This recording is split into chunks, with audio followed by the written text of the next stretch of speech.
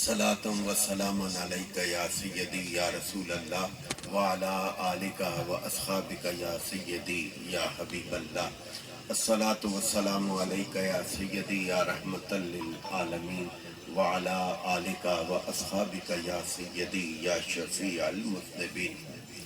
बादस हम्द सलात लाइके सद तकरीम उलमाए किराम नात खाना ने शीरी लिसान जमी हाज़रीन सामईन और नाज़रीन अज़ीज़म अल्लामा ज़ुल्फ़िकार अहमद क़ादरी हज़ारवी साहब ने बड़ी ख़ूबसूरती से महफ़िल को चलाया है और महफ़िल का उन्वान मेरे से भी ढका छुपा नहीं है और आपसे भी ढका छुपा नहीं है।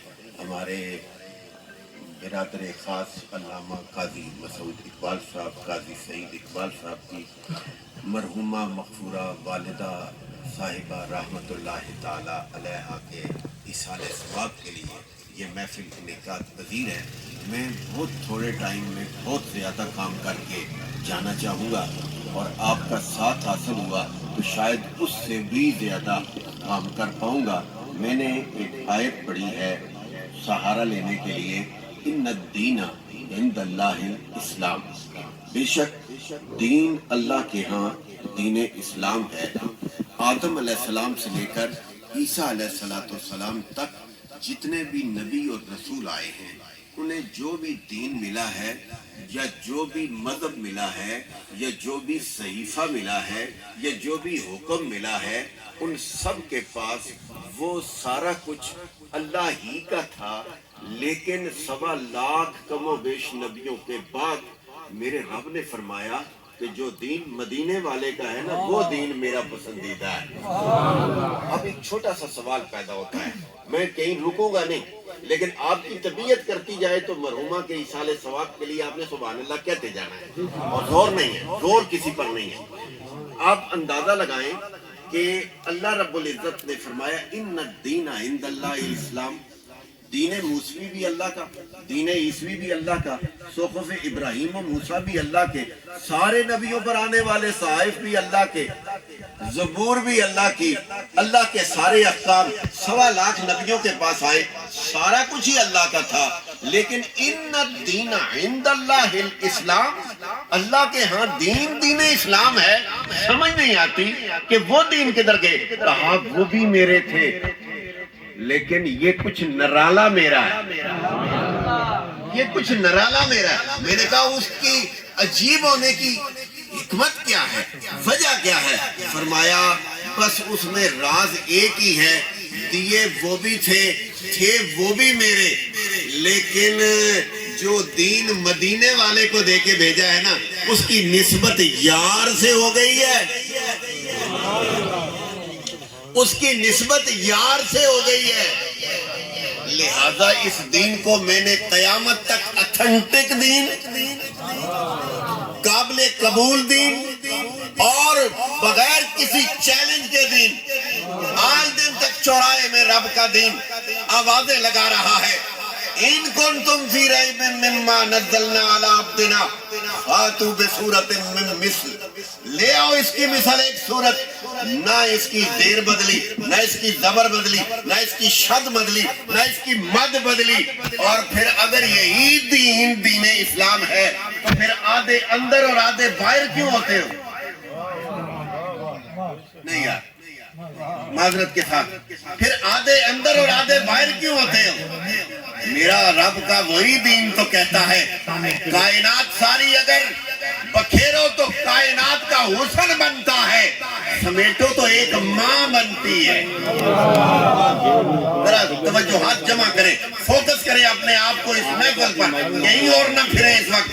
माजरत के साथ जिधर आए हो हमदर्दी उनके साथ होनी चाहिए। कल फिर आपके लिए भी किसी की हमदर्दियां मुजतमे हो जाएंगी। अगर आज आपकी हमदर्दियां बिखरी हुई हैं और कल को आप हमदर्दियां एक जगह जमा करना चाहते हैं, फिर मुमकिन नहीं होता।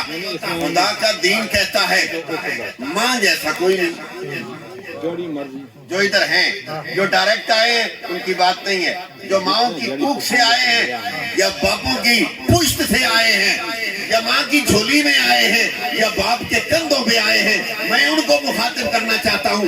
خدا کا دین کہتا ہے، رسول اللہ کا لایا ہوا نظام کہتا ہے، اور رب کا پسندیدہ دین کہتا ہے ماں جیسا بھی کوئی نہیں، باپ جیسا بھی کوئی نہیں۔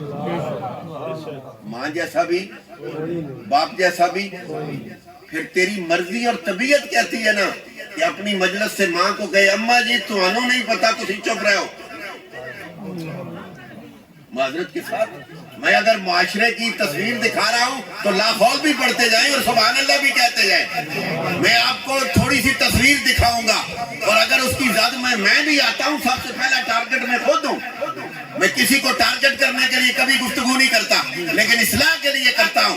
اگر میری تیری طبیعت کہتی ہے کہ میری مجلس سے ماں اٹھ جائے، لیکن رسول اللہ کا دین کہتا ہے اگر تو اپنی چارپائی پر بیٹھ کر سارے دن کا تھکا ماندہ پلٹ کر ماں اور باپ کے چہرے پر صرف محبت سے نظر کرنا، تو وہ علیحدہ روایت آپ نے سنی ہے، لیکن ترمذی کی روایت ہے اگر کہیں سے تھکا ماندہ آیا ہے، مزدوری کے لیے بیٹھ کے آیا ہے، کچھ نہیں ملا، کچھ نہیں ملا، تو باپ کو پیش کر سکے، ماں کو پیش کر سکے۔ رسول اللہ کا دین کہتا ہے سامنے بیٹھ جا، ماں اور باپ کی تسلی کی باتیں کر۔ کیوں نہیں بولتے ہو؟ بولے یہی موقع ہوتا ہے بولنے کا۔ ماں اور باپ کی تسلی کی باتیں کرنا تیرا کام ہے، اور سرحدوں پہ جاگ کر پہرا دینے والے مجاہد کے برابر سرحدوں پر ساری رات جگرتا کاٹ کر حفاظت کرنے والا مجاہد جتنا بڑا ثواب پائے گا، اتنا بڑا ثواب رب تجھے عطا فرمائے گا۔ دین تو یہ کہتا ہے، لیکن آج میرے پرائیویٹ معاملات کہتے ہیں کہ گھر میں ماں اور باپ ہو تو سگریس ہی نہیں رہتی۔ صاحب معاشرے کی تصویر پیش کر رہا ہوں، آپ کے گھروں کو، میرے گھروں کو اللہ نظر بد سے بچائے، کیونکہ جس بندے کو اس طرح کا ماحول نہ ملا ہو نا، جس کو آپ جیسی ماں ملی ہو، اس کو شاید یہ باتیں عجیب لگتی ہیں، لیکن اگر دائیں بائیں کے ماحول اور زمانے میں اگر ہم نے 4 دن گزارے ہو تو ہماری پرائیویسی ڈسٹرب ہوتی ہے۔ ماں اور باپ ہمارے لیے بوجھ ہوتے ہیں، لیکن ایک بات یاد رکھ، یہ آسمانی تحفے کیا کہتے ہو؟ کما رب یعنی صغیرہ، رب تو اللہ ہے، رب تو اللہ ہے، لیکن ربوبیت صغرا رب نے باپ اور ماں کو عطا فرما رکھی ہے۔ یہ میرا کلام نہیں، یہ اللہ کے کلام سے میں نے پڑھا ہے۔ کما رب یعنی صغیرہ، دعا کرتے ہوئے کہتے ہو نا اللہ ان پر رحم فرما، جس طرح انہوں نے مجھے بچپن میں پالا ہے، حالانکہ پالن ہار رب ہے، رب العالمین وہ ہے، لیکن اپنے بیٹے اور اپنی بیٹی کے لیے ربوبیت صغرا کا تاج رب نے کبھی ماں کے سر پہ رکھا ہے، کبھی باپ کے سر پہ رکھا ہے۔ لیکن معذرت کے ساتھ، چونکہ دین تو ہم نے نسل در نسل لیا ہوا ہے، ہمیں کیا پتا کہ دین کیا ہوتا ہے۔ دین تو بلال سے پوچھو، دین تو سہیب سے پوچھو، دین تو سلمان فارس سے پوچھو، دین تو 1.25 لاکھ صحابہ سے پوچھو، جنہوں نے اپنی جانوں کے نذرانے پیش کیے پر دین پر آنچ نہیں آنے دی۔ اور مجھے کوئی پوچھے کہ آپ کیسے مسلمان ہیں، وہ کہتے ہیں میرے باپ بھی مسلمان تھے جی، میرے دادا بھی مسلمان تھے، میری ساری نسلیں مسلمان تھی۔ میں نے کہا رولا ہی یہی ہے، کاش کہ تیرے اوپر ڈائریکٹ آتی نا، اور تیرے سامنے چہرہ مصطفیٰ ہوتا، تیرے سامنے زلف عنبری ہوتی، اور تو زلفوں میں اٹک اٹک کر اپنی جانوں کے نذرانے پیش کرتا۔ مجھے سلطان صاحب کے کلام نے بڑا مزہ دیا ہے، بابے ویسے بھی بابے ہی ہوتے ہیں، لیکن بابا جی کے کلام نے بڑا مزہ دیا ہے۔ نالے عاشق اخوانا، نالے راتی سہ رہنا، یہ سودے نہیں ہوتے۔ وہ دیندار بھی کہلوانا اور باپ کو جھڑکنا، دیندار بھی کہلوانا اور ماں کو اگنور کرنا، حاشا وکلا، میرا رب نہ باپ کو جدا کر کے نہ ماں کو جدا کر کے بلکہ دونوں کو ایک ہی قطار میں کھڑا کر کے کہتا ہے اے اس جہا بھی کوئی نہیں ہے تو اس جہا بھی کوئی نہیں ہے. سمجھ رہے ہو نہیں سمجھ رہے؟ میں جب بھی گفتگو کرتا ہوں میں اپنی مرضی سے کرتا ہوں بھائی، ڈکٹیشن پہ نہیں کرتا کہ یوں کرنا جی یوں کرنا نہیں بھائی. میں اگر نہیں کرتا تو گونگا شیطان بنتا ہوں. یہ باتیں آپ کو نہیں کہتا، میں گونگا شیطان نہیں کہلوانا چاہتا. مجھے رب نے دین دیا ہوا ہے اور یہ روٹی کے ٹکڑے کمانے کے لیے نہیں دیا، مدینے والے کا دین پھیلانے کے لیے دیا ہوا ہے. یہ کرو مدح آل دول رضا پڑے اس بلا میں میری بلا. میں گدا ہوں اپنے کریم کا، میرا دین پارا انا نہیں. روٹی کے ٹکڑوں پر ہم نے کبھی دین نہیں بیچا.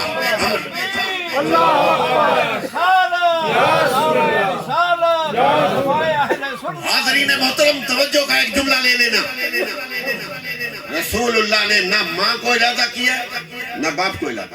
اور اگر کوئی بتا دے، یا علماء بیٹھے ہیں اور محفل میں جانے والے لوگ اہل علم اہل قلم اہل ادب بیٹھے ہوئے ہیں، میں اتنا کہنا چاہتا ہوں قرآن کہیں سے بتا دو کہ کہیں قرآن نے اکیلا ماں کا کہا،